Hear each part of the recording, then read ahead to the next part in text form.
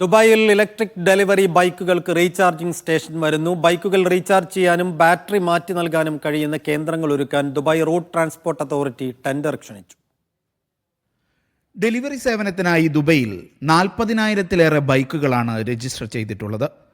പരിസ്ഥിതി സൗഹൃദമായതിനാൽ ഡെലിവറി രംഗത്ത് ഇലക്ട്രിക് ബൈക്കുകളെ പ്രോത്സാഹിപ്പിക്കാനാണ് ദുബായ് റോഡ് ട്രാൻസ്പോർട്ട് അതോറിറ്റിയുടെ തീരുമാനം. ഇതിന്റെ ഭാഗമായാണ് ഇലക്ട്രിക് ഡെലിവറി ബൈക്കുകൾക്ക് ചാർജിംഗ് ആൻഡ് സ്വാപ്പിംഗ് സ്റ്റേഷൻ ഒരുക്കാൻ RTA തയ്യാറെടുക്കുന്നത്.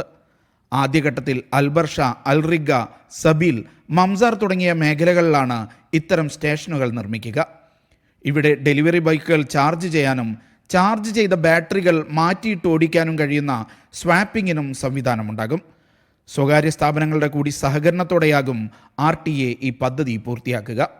Media 1 Dubai.